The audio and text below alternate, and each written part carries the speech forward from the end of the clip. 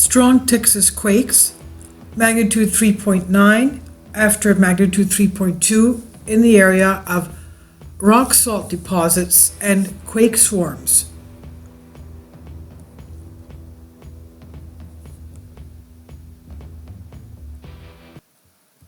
Our map will be showing rock salt deposits in the area of our quake swarms according to Seismo Berkeley. They're just southeast of New Mexico, not far from, well, just basically under Roswell, New Mexico. And they have been shaken just south of Carlsbad. The thing is that there were no reports of feeling the earthquake because there's hardly anybody living out there. It's between Odessa, Midland, Texas, and south of Carlsbad, New Mexico. And the 3.9 earthquake is, that was at 7:28 in the morning local time, and 7:22 was just before that of a 3.2 magnitude. And these are the earthquakes just above 2.5 magnitude. But this is an area, as we know, of quake swarms. The previous quakes in this area, 2.9 on the 16th and 2.8 on the 12th, 2.7 again on the 12th, and one right under the other. 3.2 is the one we saw, and the 3.1 as well in west of Mentone, Texas. Areas of salt deposits. Now, Texas, as we know, has a lot of areas of salt domes or salt anticlines, and in the area that we have our quake swarms reaching up into New Mexico and Kansas are the rock salts. Now, the geology of Texas is very unique. Mountains, seas, there are some areas of very ancient volcanoes, coastal plains, rocky plateaus, high plains, forests, physiographic variety. Texas is controlled by varied rocks and structures, fascinating geological history recorded in the rocks, both those exposed at the surface and those penetrated by holes drilled in search of oil and gas, of course. There's a belt of natural gas and crude oil that goes from Mexico, stretching through Texas, going over basically in the New Madrid seismic area, like a horseshoe shape. We've seen that in one of our previous videos when we were looking for the Texas quakes. Now, the rocks reveal a dynamic, ever-changing earth here. Ancient mountains, seas, volcanoes, earthquake belts, rivers. Today, the volcanoes and great earthquake belts are no longer active, but rivers and streams, wind and rain, inexorable alterations of the rocks near the surface continue to change the face of Texas. The geology and the history of Texas, documented by the rocks, began more than 1 billion years ago. Now, in the structural geology reveals architecture of rocks, mountains, volcanoes, sedimentary basins, and earthquake belts. The Precambrian eon, more than 600 million years old, exposed the surface of the Llano uplift in central Texas and scattered outcrops in West Texas. West Texas, where we're talking about now, are earthquakes today.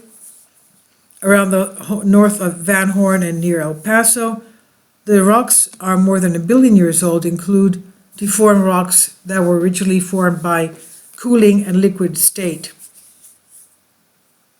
The Paleozoic era, about 600 million to 350 million years ago, relatively shallow seas, repeatedly inundated by the Texas Craton and much of north and west Texas. This is what we're talking about today, these earthquakes here, and the evidence for this found and exposed around the Llano Uplift in far west Texas near Van Horn and El Paso. That's where we're talking about the quakes today.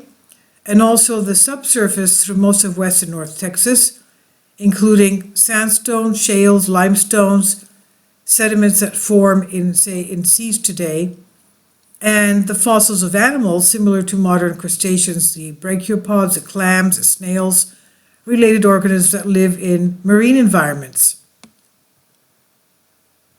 And now, at the time, the Ouachitas extended across Texas. Today, Texas portion of old mountain range mostly buried by younger rocks. Ancient remnants can be seen in the Mammoth Basin west of Texas due to uplift and erosion. And the public can see the remains of once majestic Ouachita mountain range at Post Park. During the Pennsylvania period, over the Ouachita Mountains bordered the eastern margin of shallow inland seas, covering most of West Texas. And rivers flowed westward from mountains to the seas, bringing sediment to form deltas. And the sediments were then reworked by the waves and currents of the inland sea.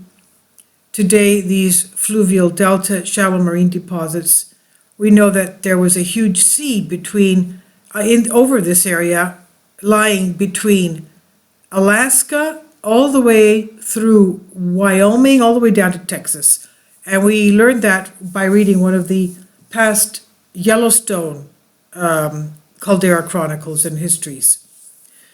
Now, broad marine shelves divided West Texas Sea into several sub-basins that received more sediments that accumulated limestone shelves.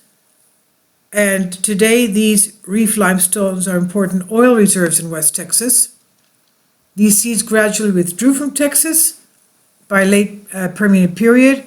All that was left were shallow basins, wide tidal flats in which salt, gypsum, and red muds accumulated in hot, arid land. Strata deposited Permian period, exposed today along the edge of the Panhandle, as far west as Wichita Falls and south to Concho County and the Trans-Pecos. And that's how we see the beautiful sediments of the Palo Duro Canyon and the Panhandle. And as you can see there, the white having to do with the salt deposits. The Mesozoic era, Texas shifted from West Texas to east and southeast, and a series of faulted basins, rifting as well. From Mexico to Nova Scotia were found. Can you imagine that? This has to do with the Reelfoot Rift Zone and the New Madrid Seismic Zone as well. These rifted basins received sediments from adjacent uplifts. So now, as underlying salt was buried more deeply by dense sediments, the salt became unstable and moved towards areas least pressure. And as the salt moved, it arched or pierced overlying sediments, forming, in some cases, columns known as salt domes. In some cases, these salt domes moved to the surface. Others remained beneath a sedimentary overburden. And this mobile salt formed numerous structures that would later serve to trap oil and natural gas. So we do have, this is part of the, a little bit, I'll leave a link below for you because it's a very long, detailed explanation of Texas geology. But this is an area of salt deposits and salt domes. Texas is one of the most blessed areas of the world. It has oil and gas, and this is also the magma, the plume, the mantle plume that reaches from the Great Lakes. This is the mid-continental rift.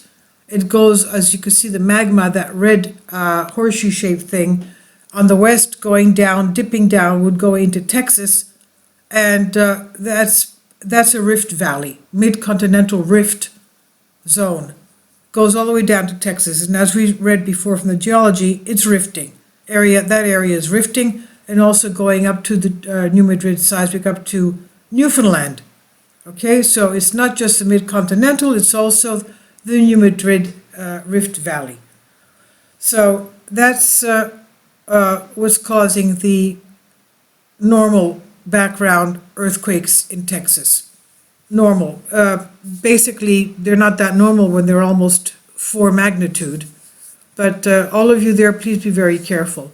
And this is again the sediment with the salt, as you can see the white layering of the salt. Very beautiful mountains here. So I'll leave links below for you for this. Thank you for your support. Please subscribe and share and ring the bell for the updates. Thank you.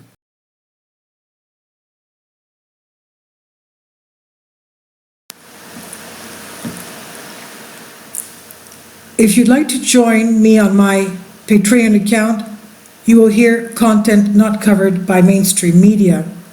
These riveting stories will be based on my research, and I will state my opinions and give my personal insight on diverse and controversial subjects and world events not covered by mainstream media, and not supported by YouTube guidelines. So whatever I have on my Patreon, most of those will not be on my YouTube channel. Please consider becoming a member today. More of the most significant and important videos will be on my Patreon channel.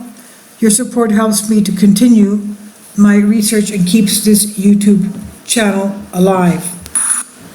And we depend on your support, your generous charity, because we help economically challenged families here in Athens, Greece, in Kapota, and we also help the young generation with university tuition and the community around our church. Thank you.